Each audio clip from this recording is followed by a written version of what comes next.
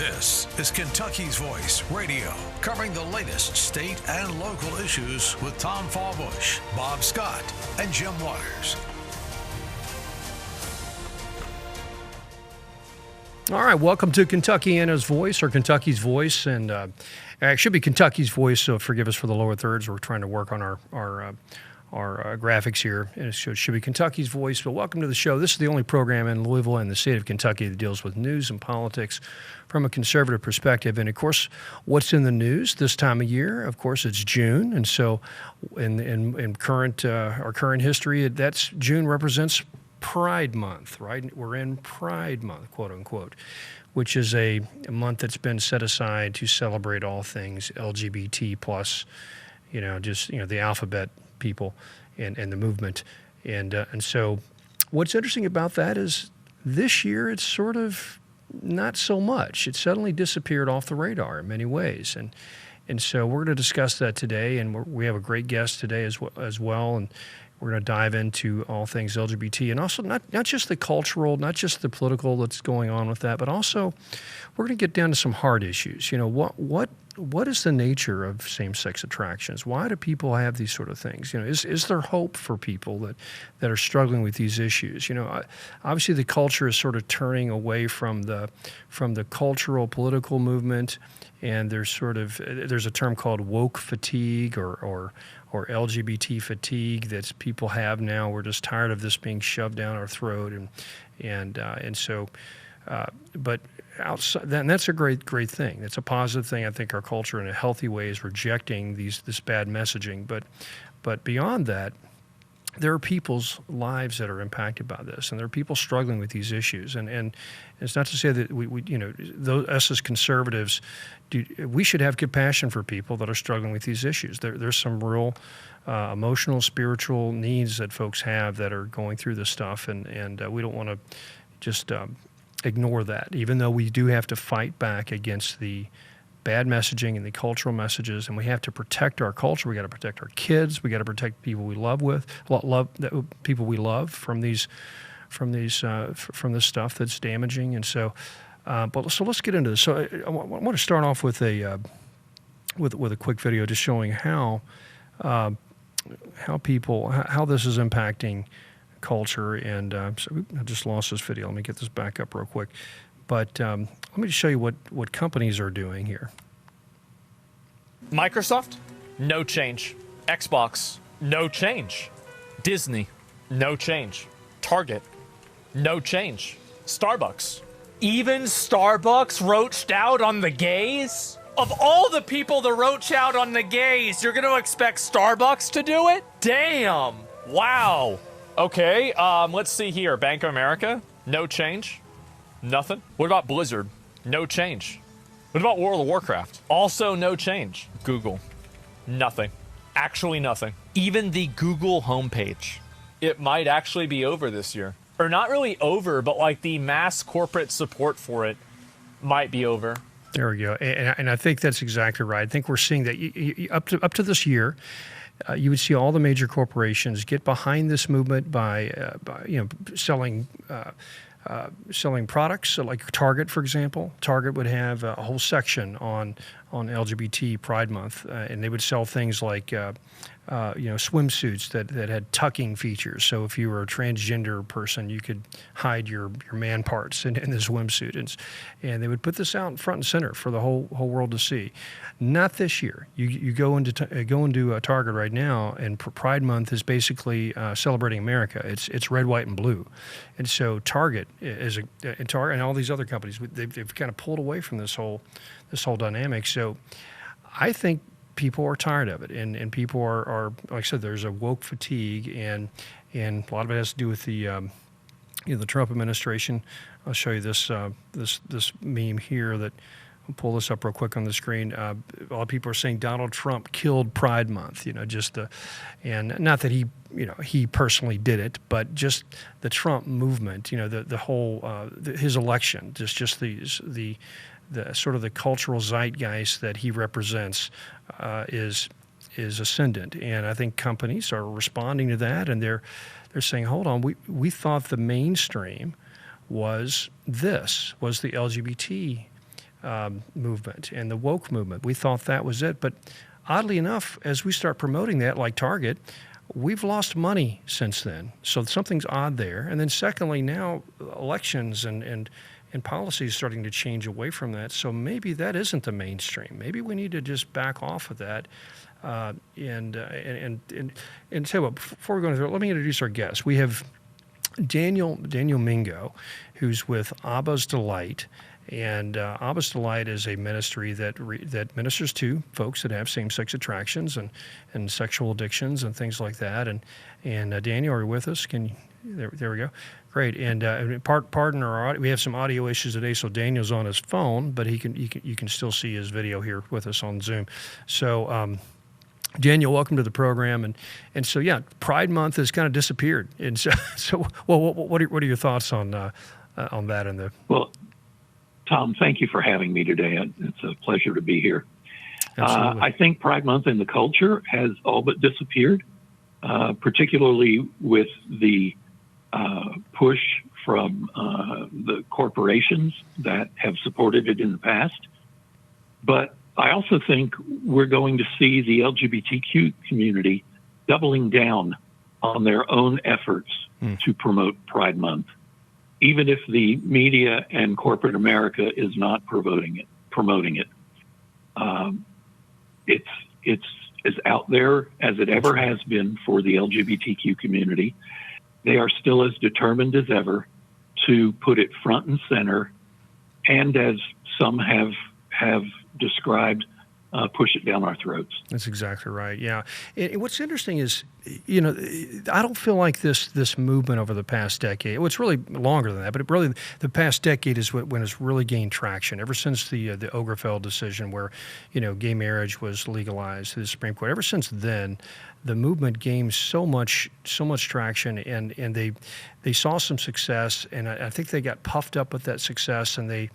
No longer is it just about, we need you to accept us and just tolerate us. It's not that. It's like if you don't now celebrate us, and if you don't actually put up the pride flag in your cubicle, or if you don't put the pride flag up in your business, we're going to fire you, or you're going to get canceled, or there's going to be some sort of consequence. So it became sort of a mafia-like tactic of just cultural enforcement of this movement, and and they just went too far. That's typically what the left does in general. They always go one step too far, where pushbacks occur. At the end of the day, you and I are both from a worldview that we feel like same-sex attractions is not a healthy thing. So it's something by nature it's going to implode just by it's very by the nature of it. And so so the culture and society is sort of, we're at that point now where okay. We can't go along with this anymore. First of all, we don't agree with it. We think there's men cannot be women, women cannot be men. We don't want you transing our children. We don't want you grooming our children. And if I have a disagreement about your lifestyle, it doesn't mean I hate you. It just means I have a disagreement. But you're not going to enforce that down. Enforce my compliance down. So people have had several years of this now. They've tasted that side of the fence on that approach, and they're tired of it.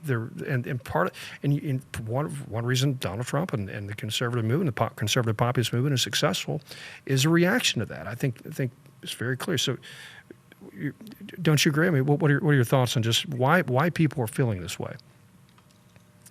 Actually, this is a movement that has been totally intentional of not just like you said. Accept us, but the movement itself, going back nearly 40 years now, there were strategic plans, strategic events that the LGBTQ, those who were pushing their agenda, would do. And an article was written about this by actually a fellow Kentuckian in 2016.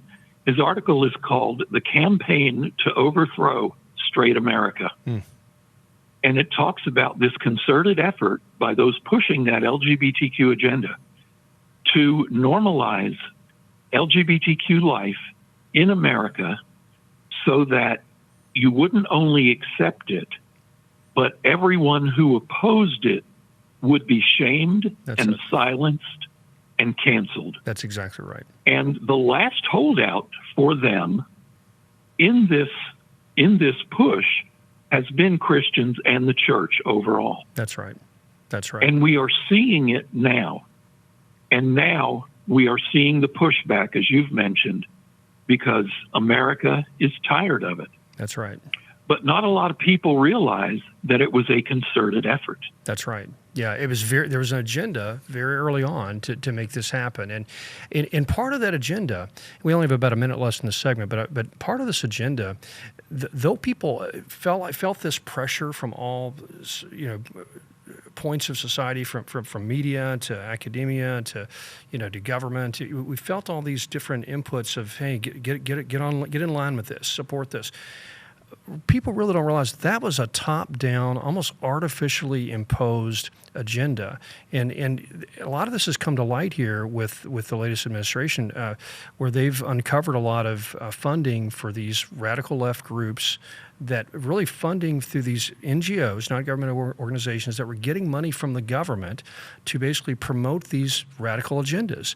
And so, so in a sense, we were paying our tax money was going into paying for this agenda to be pushed down our throat and to be enforced. And so now that's over. And so I wonder if this is going to have staying power, because now that the funding's gone, and there's not a grassroots support for this anymore, what's the future of this? So we have about 10 seconds left. We're going to come right back with Daniel Mingo with Abba's Delight. We're talking about the LGBT issues, but Pride Month looks like it's over. Thank goodness. Why is it over? And also, what's it mean for the LGBT community? All right, good segment. So. Exactly. That's right. Yeah, I kind of let it go long there. But one thing that may be important to note with that is that those... Now, back to Kentucky's Voice Radio, online at kyvoice.org. All right, welcome back to Kentucky's Voice. We're talking about Pride Month, or what was once called Pride Month. I think we might change it. Maybe it's still Pride Month, but maybe it's I don't know, Family Pride Month. Maybe it's just Pride in America Month. But it's certainly not going to be LGBT Pride Month anymore, because that seems to be going by the wayside. I think people are rejecting that. They're not going along with it anymore, and there's people are just we're just tired of being forced to support this agenda, which is really contrary to the well-being of our society and culture and individuals involved in that movement. So, but we're talking with Daniel Mingo with Abba's Delight, and Abba's Delight focuses in on helping people with same-sex attractions and sexual addictions. And so Daniel's got a tremendous amount of experience dealing with this issue for many years. For 22 years he's been working in this ministry. And Daniel, between the break, we were talking about just some of the history of this movement. And you and I were both middle-aged, so we've been exposed to media and culture for decades. And you could just see, you could trace it. You can almost go back and look at these cultural moments over the past 30 years where this movement has gained traction and adherence, and like in the 90s. Like the 90s, some of the big programs and movies that were out there, like what are some of those that were really made the difference to try to move this agenda along? Like, Tom, we're having trouble with the sound again. Oh, are we? Okay. I didn't hear most of what you said. Okay, got it. Okay, well, basically, so we'll get this fixed here in a moment, but there's programs like Will and Grace, and Queer Eye for the Straight Guy, all these movies and television shows that were written in, scripts were written to where always the LGBT character was the hero. They got the best lines. They got all the best jokes. And of course the bunt or the the foil of every program was somebody that's more of a traditionalist or somebody that had maybe uneasy with that, and so they were always made to look like the fool, or they were ridiculed. And so it seems like Hollywood started doing that in the 90s, and then in the 2000s and 2010s it just full throttle. And once gay marriage was legalized, that just really took off, and it seems like companies and like Disney, for example, they would get these activists running departments, and that their whole reason for being was to change the company to reflect those sort of worldviews. Like Disney became just basically a woke LGBT activist organization. It wasn't for kids and fun anymore. It was just, how can we change the American culture to go queer? And so, any thoughts on that? Well, you're absolutely right, Tom. There was a big push. It was all part of the original agenda to make LGBTQ life mainstreamed. It was all part of the agenda to make it acceptable, to make it the norm. And it was all part of the agenda to be able to shame and ridicule and come after anyone who didn't buy into that agenda, hook, line, and sinker. Exactly. Right.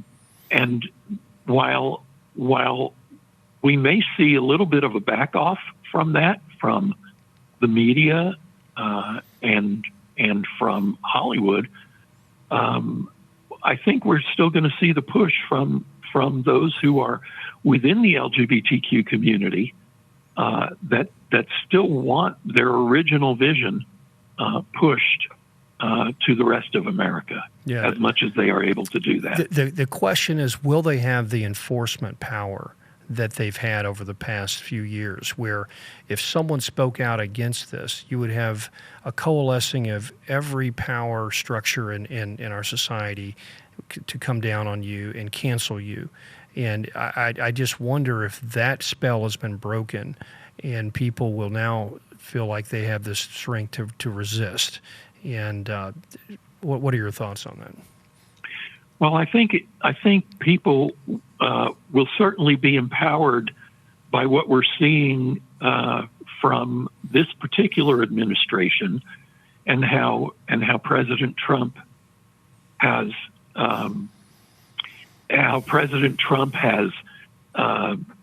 been able to silence some of the rhetoric that has been coming from the LGBTQ community. So I think it will remain to be seen what the rest of that looks like in the country. Yeah, exactly right. And I think the key issue that has really turned sort of the average person that may not be vested in this emotionally, as you or I, because you or I we're both Christians. We have a Christian worldview. We know there's a sin nature in people, in all of us, and we're all sinners, or we're sinners, and so we understand there's a spiritual component to this. So obviously we were always vested in this from the beginning. But I think the issue that's really turned a lot of the average Americans over is the trans movement, and how it is sort of taken the logic of the gay rights movement and sort of pushed it so far to where it's now even just the average person is looking at this going, hold on.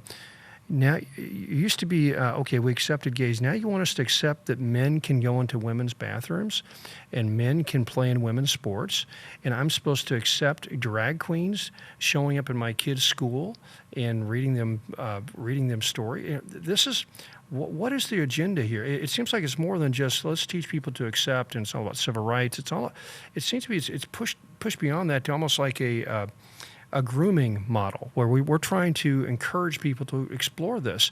And the result has been, and you know this because you counsel people with this, an explosion of interest in same-sex relationships, especially among young women.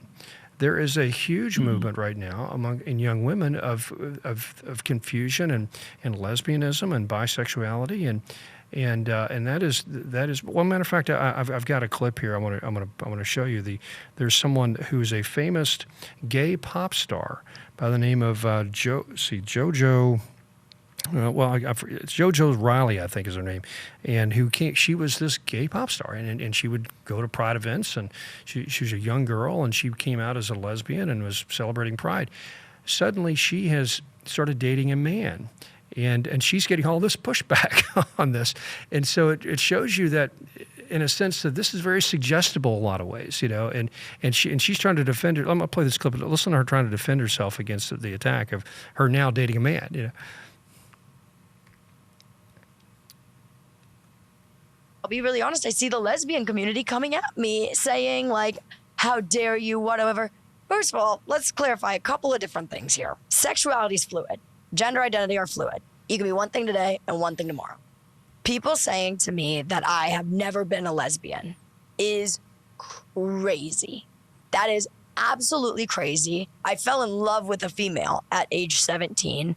And like that same female is in my life, and I have a very special place for her. Obviously, our relationship did not work out, but even right now, going through all this shit, she reached out to me today and was like, "You can always lean on me." And I was like, I genuinely, I know. Like, so to say that I was never a lesbian, it's people are searching for something. Yeah.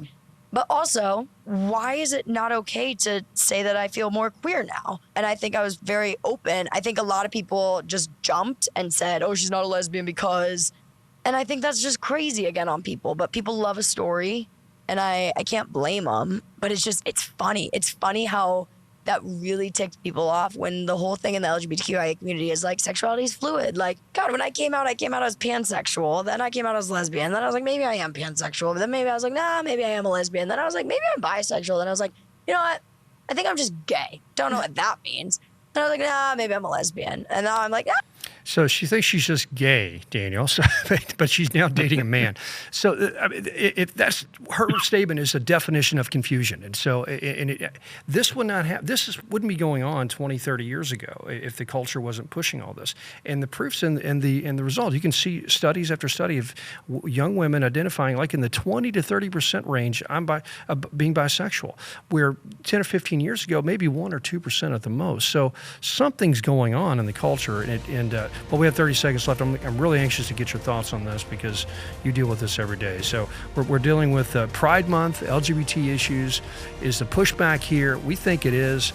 This next couple segments, we're going to talk about the nature of same-sex attractions and what's been going on in our culture. Because at the end of the day, that movement is really just trying to encourage that, and we think that it's unhealthy, and there's a lot of reasons why. So we'll be right back. Listen to Kentucky's Voice.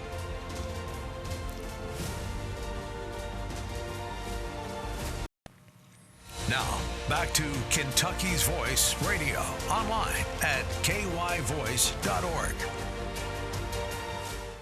All right, welcome back to Kentucky's Voice. We're talking about all things Pride Month because it's June, and June has been designated as Pride Month. And if you don't celebrate Pride Month, well, then you're a bad person. And so, but you know what? Suddenly the whole culture, suddenly all of America are bad people because we're tired of it. There's a woke fatigue. There's an LGBT fatigue that has kicked in, and we're just all tired of it. So you can see corporations and government institutions, and they're all sort of rolling back their Pride Month celebrations because they kind of get it now. It's like, well, this stuff has been artificial, and people don't really support it anymore, and we're tired of being browbeated about this, and so we've covered that a bit, and now we're going to talk. And we have a wonderful guest today, Daniel Mingo with Abba's Delight, who deals with people that are going through same-sex attractions and trying to work through that in their life. And let's get into that issue specifically. This last segment, we watched a video of a young pop star who was famous for being an open lesbian, and she was just celebrating LGBT lifestyles and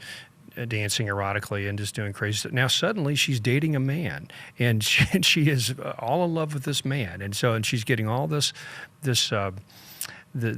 negative feedback from the LGBT community saying, well, you were never gay to begin with, or you're just a big traitor and all this stuff, and it just shows you how we're in this moment where the culture has pushed this so much, and it's almost proof that this stuff is very suggestible to people. But Daniel, what are your thoughts on the video? I'd love to unpack, because you deal with this quite often. So what are your thoughts on someone like her, and how would you explain this?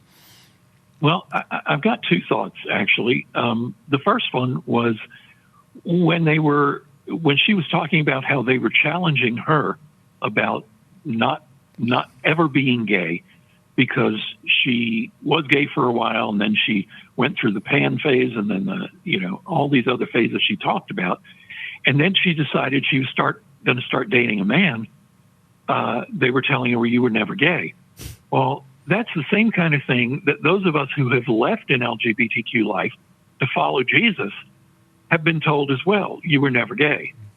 The other thought I had about this was that she made the comment, obviously we're all searching for something. Yeah. And that is the absolute truth. That's it. We are all searching for something. But who we're searching for is Jesus. He is the only one who can fill that void in our heart that we keep trying to fill with other things. And it may not be LGBTQ stuff. It may be liquor. It may be gambling. It may be any other sin, any other thing that we want to give ourselves to. But nothing is going to ever fill us except the Lord. And those of us who have left LGBTQ to follow Jesus had that revelation from God, had that realization. And we've turned away from that to be able to follow him because he is the one who holds eternal life and the only one. That's exactly right. And I just want to echo that. And the key issue is this movement has pushed this lie that your same-sex attraction is inherent to your being, and you were either born with it, or it's something that is so powerful that you must now be defined by this. Your definition of your humanity is how you prefer to have sex, or how you prefer to be romantically engaged with someone. That's how we define you. You're gay, and you're straight. Mm-hmm. No, you're someone with you're a man or a woman with a same-sex attraction, and that might be healthy, it might not be, and so that's debatable. That's not. You're just a human being. We're not talking about a special identity, like the same thing as being say you're an African American, or you're a Pacific Islander, or Asian, or you're a man or a woman, which are immutable characteristics you were born with. That's a different category than someone that has an attraction and then chooses to live out a lifestyle that way. That's different. Let me pull this up real quick. There's a great post I found the other day. If you can, guys in the back. This is a post from on X. It's a woman that made this. She goes, "Gender dysphoria never goes away, they say. The only treatment is to transition." But then she said, "Mine did. Instead of taking my testosterone prescription, I left social media, went to the gym, went hiking, spent time around people, listened to non-woke voices, and suddenly my dysphoria went away." And so, yes, I mean, this stuff it's very much an attack of the mind, and it's in this cultural weight that's been put on people, especially, and I'm going to say this, women tend to be a little bit more susceptible to this because women are wired to kind of take cues from what's going on in culture. They're more they're more oriented to community building and what's social cues and there's biological reasons for that. They need to build a community to raise their children safely, and so there's a lot of instinctual things that women are kind of plugged into cultural messaging a little bit more than men, and so that's why I think you see a whole explosion of lesbianism and bisexuality, and represented by this pop star that's going on with young women right now. And it's obviously there's a lot of same-sex attractions, homosexuality going on with men, but if you look at the rates, it is like exploding in women, but it's definitely high in men. But Danny, what are your thoughts on that? I'm holding an article here. They're always telling us to follow the science. I'm holding an article here from an American Psychological Association researcher, Dr. Lisa Diamond, who wrote this article in 2016 that talks about that we've got to stop telling people that LGBTQ folks are born that way, because the science just isn't there to prove it. That's right. Now, you never would have heard about this article from the mainstream media. Never. You never would have heard about this from them. But it's just not true. And my belief is that the LGBTQ community, especially those who are pushing their agenda, they know the truth that people are not born that way. The science was never there. Those who proposed, reputable scientists who proposed theories of a gay gene back in the 90s, studies that were done were never replicated. Nothing was ever proven. But the LGBTQ community is still promoting that lie. They want to continue to make America believe, and the world believe, that people are born LGBTQ. And it's just not the case. This is not the case at all. Well, so let's assume that's established. So that's an established fact. However, there are people that have these attractions, and so let's dig into that for a minute. I think with women, I think it's a little more suggestible. I think culturally, they can kind of go in and out of relationships. Proof is that what that lady we just saw. I mean, she's one minute she's a lesbian, next minute she's got a boyfriend. So women, I think it's very fluid. With men, it seems to be a little more fixed, and so there's. I've talked to many gay men. I hate to use the word gay men because I don't like to describe them as gay. They're men with same-sex attractions who've claimed they've had these from early on in their life and they struggle with it, and it seems to be a little more of a challenge for them to kind of work around those issues. But where do you think it comes from in men? It specifically, what is the nature of this? Well, there are a lot of contributing factors. 50 to 60% of guys who identify as LGBTQ were sexually molested. Okay. 50 to 60. It's actually even higher than women, higher than in women. Yeah. Women, it's usually 60 to 70%. Yeah. In my case, in my life, I was one of those 50 to 60%. Okay. I was raped by a man when I was 13, just starting puberty.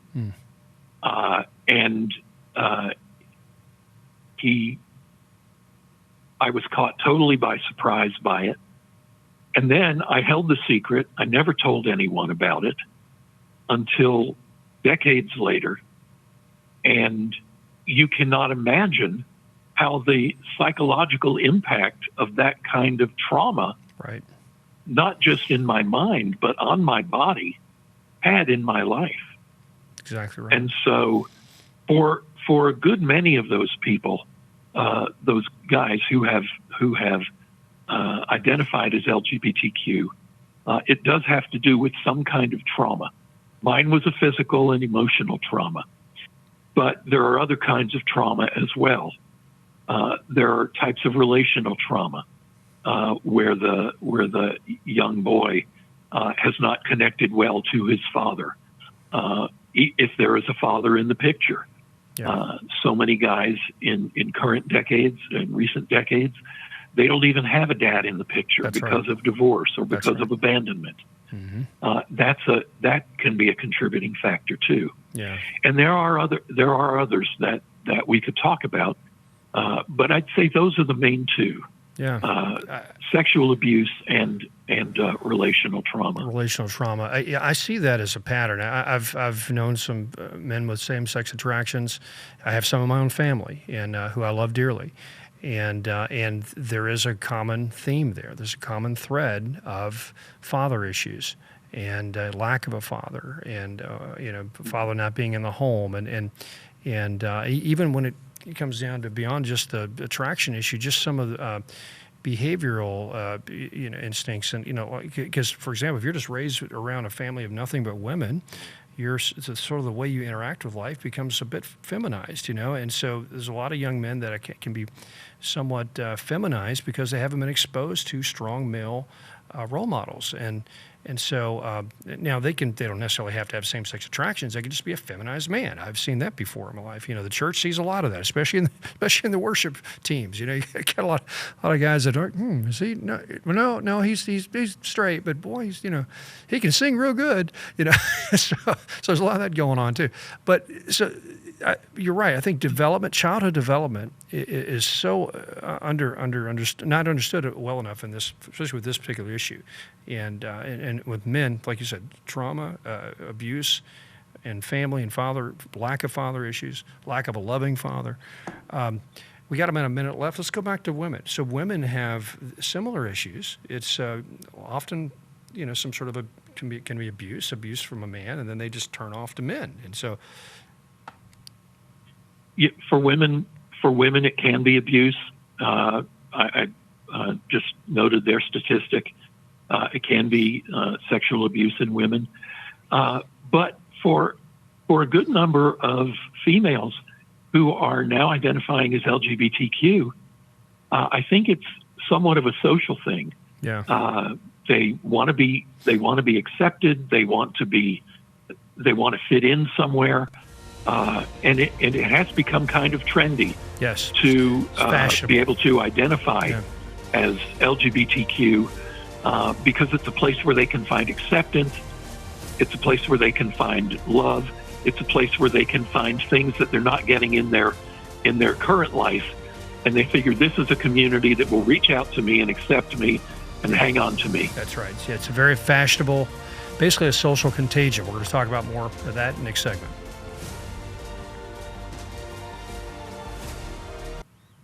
Now, back to Kentucky's Voice Radio, online at kyvoice.org.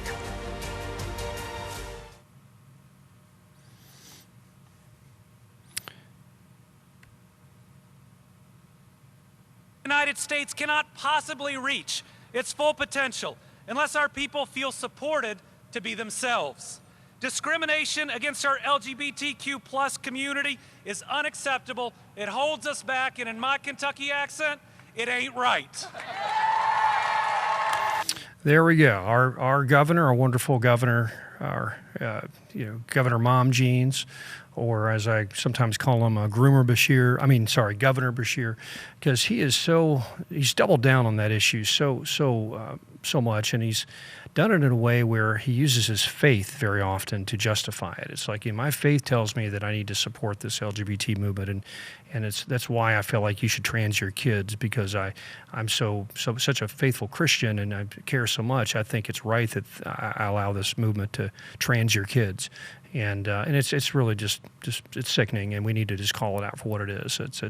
It's grooming children, and he's supporting it. So I hope he doesn't get very far in his chance for presidency. But that's another topic. But we're talking about Pride Month and all issues LGBT. We have a wonderful guest, Daniel Mingo, with Abba's Delight, a ministry has been around for 22 years, helping people with same-sex attractions. We were talking about just the nature of this stuff, why men fall into same-sex attractions, why women do, and we were talking about in the last segment how women seem to be a lot of women are pursuing, a lot of young women are pursuing this lifestyle now because it's fashionable. It's very it's like I said earlier, women are very suggestible from a cultural standpoint in a lot of ways. So they want to go along with the crowd because they're just more communal by nature, and just women are different. And then you add to that, Daniel, social media, which is just a built-in automatic propagandizing system, because once something gets into your algorithm, it just keeps coming at you like a flood, and suddenly it can convince you that you're this way, and because it's constantly messaging you these things, and so that has to play a role right now, and what we're seeing with young people. Yeah. The culture has done a wonderful job of presenting their product.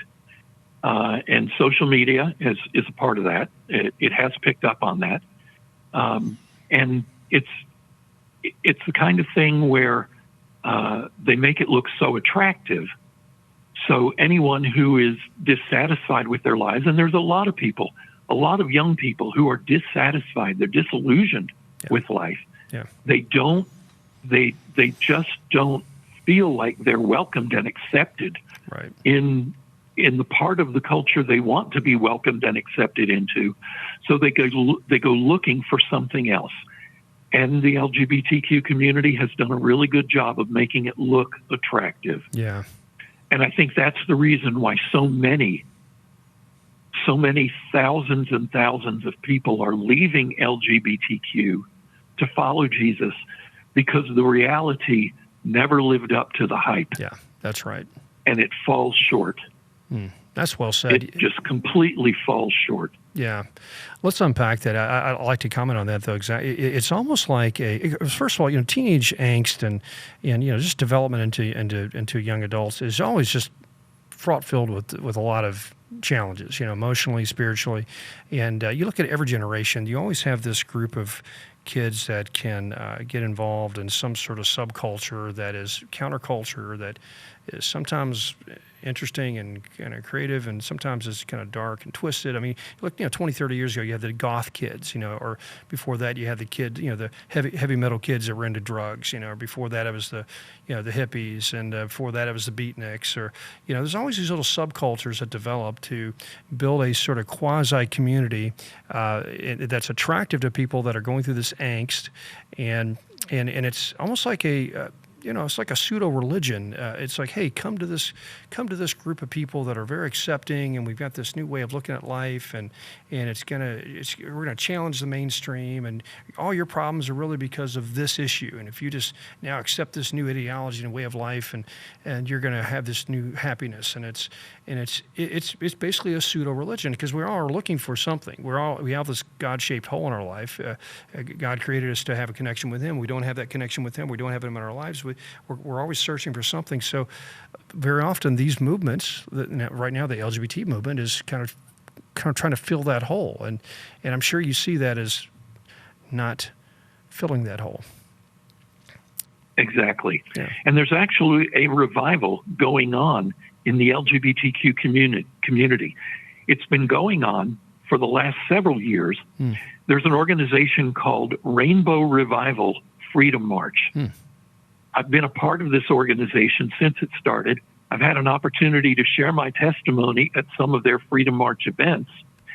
They have one every year. This year it's going to be in Portland, Oregon, in August, and it's people who have left an LGBTQ life to follow the Lord. And during this day of this Rainbow Freedom March revival, they will have testimonies of people who have left LGBTQ.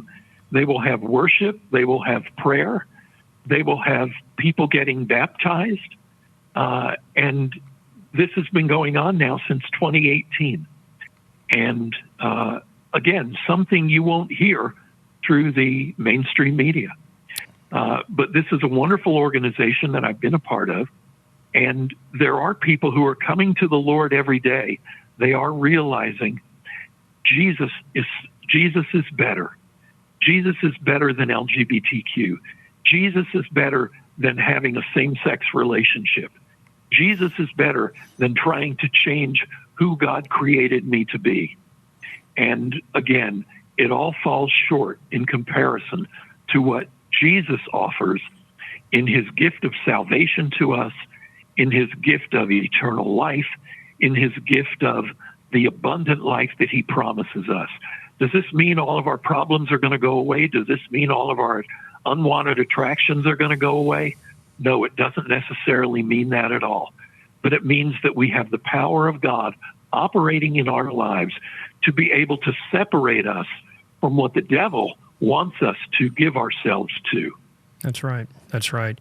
And everyone struggles with sin. Everyone struggles. Even heterosexual inclined people have struggle with attractions. I mean, men, their basic nature is to, want to sleep around with 20 women. If they, and we have to subdue that nature, and so. And the goal in ministry isn't to go from one lust to another. Right. The goal in ministry is holiness. Holiness. Right. Whether we're hetero or whether there's a homoerotic attraction, right? The goal is holiness and purity before the Lord. Yeah, and there's hope, and those desires can change, and they often do change when people come to the Lord and really pursue this. He has a way of changing your heart and lining those, kind of realigning those affections in the right way. And what do we? Because there's a lot of folks watching that don't have same-sex attractions, but they have people in their lives that have those sort of issues. And so, what would you say to someone that maybe like I a parent or an aunt or who has a nephew or a niece or dealing with this stuff? What do you recommend to folks that have loved ones struggling with this? First of all, you want to love them where they are. You don't want to say, no, you're not gay, you're not gay, you're not gay.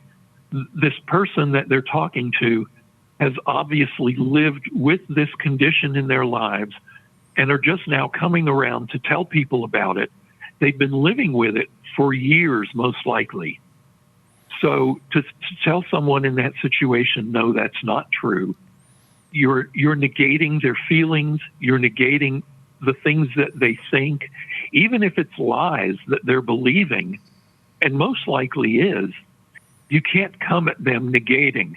You need to come towards them with love and compassion, but also you want to speak the truth. You don't want to buy into the lies that they are believing. They may not be in a place to be able to hear scripture right off the bat. So you need to be sensitive to the Holy Spirit when you're relating to them. But above all, you need to love them and you need to show compassion. You need to relate your own experiences to them where you have fallen short of God's standards and relate to them in those ways.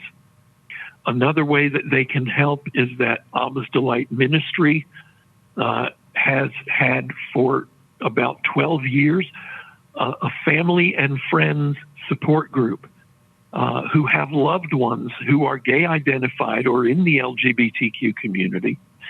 We took a year off hiatus from that, and we're looking to resurrect that group again. But we need more parents to join us. We need parents so that we can teach you the best ways to love your LGBTQ identified individuals, the best ways without sacrificing your own biblical integrity. That's right. So contact us if you have someone in that situation. We would like to get you involved in a support group to help you with that. That's wonderful. So Abba's Delight, and I assume it's online and on social media, and it's based out of Louisville. Your ministry is based here in Louisville, Yeah. Louisville, Kentucky. And so, I would encourage you, if you're listening and have folks in your life that you care about that are struggling with this, to get some support, get some perspective on how to deal with this. And boy, love is key. It really is. Love balanced with truth, because a lot of people on the LGBT side of things say, you're not loving, you're just a hater. You don't love me. You're not accepting me. You're not affirming everything about me. And I define myself as this way. And since you don't agree with it, then you hate me. And that's just the opposite. That's true. The best way to love someone is beginning with grace, followed up by truth. But there's a lot of truth that is not necessarily just scriptural. So there's a lot of truth that can be spoken to those individuals that way. Yeah. People can find our website at abbasdelight.com, ABBAS, the word delight.com. The contact information is there, and we would love to be able to reach someone. One of the things I want to mention too, we here have at 20 the seconds. end. Yeah, go ahead. Yeah, go ahead. Got it. One of the things that I want to mention here at the end is that we don't go after the gay community trying to make them to change. We only work with people who come to us who are already being convicted by the Holy Spirit that what they're doing or what they're feeling is not in line with God's will for them. That's right. And that's the right way to do it. Thanks for watching. Pride Month is over, thank goodness. So.